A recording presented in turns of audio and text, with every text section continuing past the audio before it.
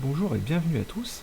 Le thème de cette vidéo sera l'utilisation de l'outil de personnalisation des maquettes sur print2607.fr. Pour commencer, nous devons sélectionner une maquette et pour ce faire, donc on survole cet onglet qui laisse apparaître les différents secteurs d'activité dans lesquels il y a des modèles. Nous, on va plutôt choisir le moteur de recherche. Alors je choisis le moteur de recherche parce que ça me laisse apparaître donc cette colonne dans laquelle il y a plusieurs possibilités de tri. Ici on retrouve nos secteurs d'activité. Donc moi je travaille on va dire que je suis constructeur installateur et que je cherche un flyer A5. Voilà, donc aujourd'hui je suis entrepreneur. Je vais donc sélectionner ce modèle. Voilà, donc ici on arrive dans une première étape où on voit apparaître les différentes spécificités techniques liées à ce flyer. On peut sélectionner le modèle de papier, la quantité. Ici on retrouve les différents éléments, et notamment le prix. On a plusieurs onglets disponibles, notamment celui-là, où on peut voir les éléments de la même collection. Donc on voit qu'il y a des têtes de lettres, des cartes de visite, des flyers A4, etc. Donc si jamais ce modèle nous plaît, on voit qu'on peut le décliner pour une partie de notre communication. Et donc pour personnaliser le modèle, on va simplement cliquer sur personnaliser et là on va charger l'outil de personnalisation des modèles. Donc nous voilà dans l'outil d'édition des maquettes, où on voit donc apparaître notre flyer. On voit également qu'il y a plusieurs petits édités en vert. Donc ces édités en vert représentent les zones qui sont modifiables sur ce flyer. On voit également qu'il y a deux parties. On a la partie de gauche où on a l'aperçu et la zone d'édition, et la partie de droite où nous aurons toutes les possibilités d'édition et de modification. Donc pour le moment, moi je n'ai encore rien sélectionné. Donc il y a juste les zooms et la possibilité d'ajouter des images et des textes. Donc ça on le verra tout à l'heure. Pour commencer l'édition du document, il suffit simplement de cliquer dans les différentes zones. Voilà. Donc écoute, on va modifier cette première partie qui correspond ici à l'accroche.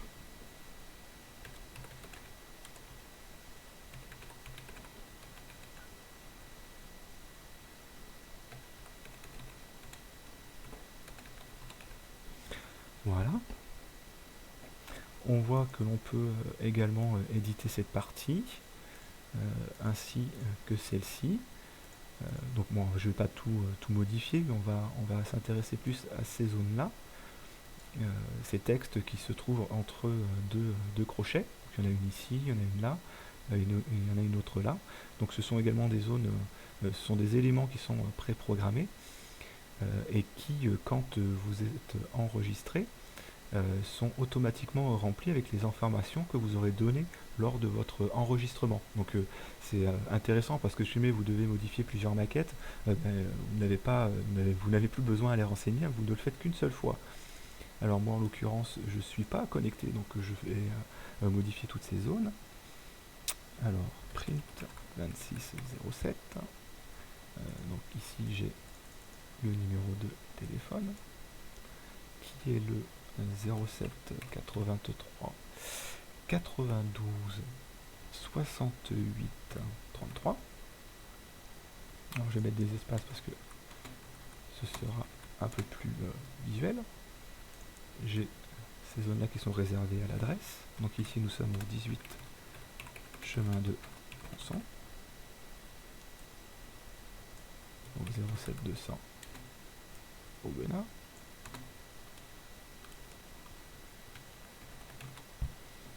Voilà. Le site web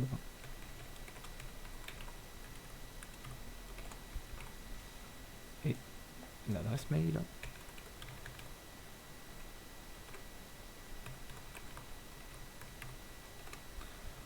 Voilà. Donc j'ai modifié toutes les zones entre crochets. Il me reste celle-ci.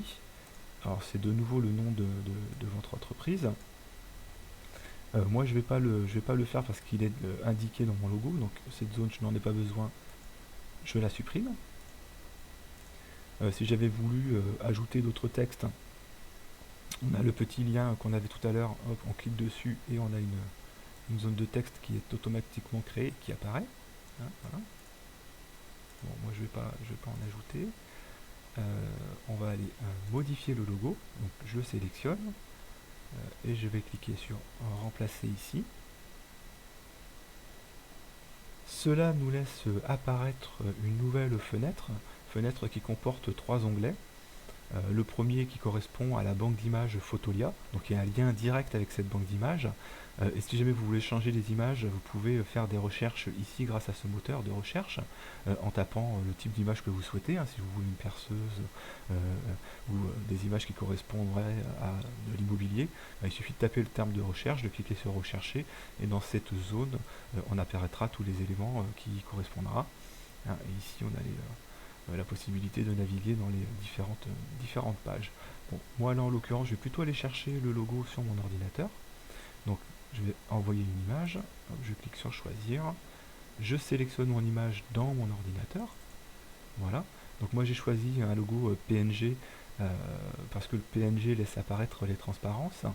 Alors faites bien attention d'importer des images de qualité suffisante pour qu'elles soient acceptées lors de l'impression. Bon, de toute façon, ne vous inquiétez pas, nous on vérifie absolument tous les fichiers qui sont envoyés. Donc s'il y a un souci et si notre système ne vous l'a pas indiqué, nous le ferons. Voilà, donc moi j'ai importé mon image. Je vois qu'elle est trop grande par rapport à la zone qui a été préalablement déterminée. Donc je peux la diminuer en cliquant ici. Voilà. Bon, ça ne me plaît pas, le logo est vraiment trop petit pour cette zone, du coup je vais l'enlever, supprimer, et je vais ajouter une nouvelle zone d'image en cliquant ici, zone d'image. J'ai donc une nouvelle zone d'image qui est créée. J'ai un petit point d'exclamation qui m'indique qu'il y a un souci, que l'image n'est pas là. Hop, je retourne choisir mon image. Alors là je ne vais pas le faire parce que je l'ai déjà chargé, donc du coup les images préalablement chargées, eh bien, elles apparaissent ici dans mes images, hein, et quand vous créez un compte, elles seront présentes dans votre compte. C'est-à-dire que vous pouvez juste télécharger qu'une seule fois l'image et après vous pouvez la réutiliser sur tous les documents que vous voudrez éditer en ligne.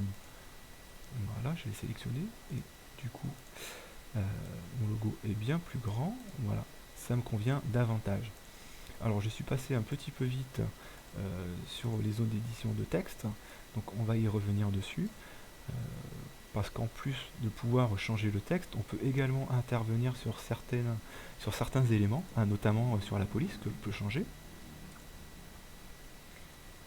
sur la taille de celle-ci, sur l'interlignage dans les paragraphes. Alors l'interlignage correspond à l'espacement entre deux lignes. Si on veut mettre du gras, de l'italique ou du souligné, si on veut changer de couleur, et on peut également intervenir sur les différents alignements. Voilà, donc moi mon flyer comme ceci me convient très bien, donc je vais passer à l'étape suivante, voilà, en cliquant sur ce bouton, et on va atterrir sur cette nouvelle page qui récapitule une nouvelle fois les éléments que nous venons de sélectionner. On voit qu'on peut encore changer le type de papier, la quantité. Ici, on a le délai de livraison prévu. On ouvre. Toujours un récapitulatif et la possibilité d'ajouter cette création à notre panier. C'était Christophe pour print2607.fr. Merci d'avoir suivi cette vidéo et à bientôt.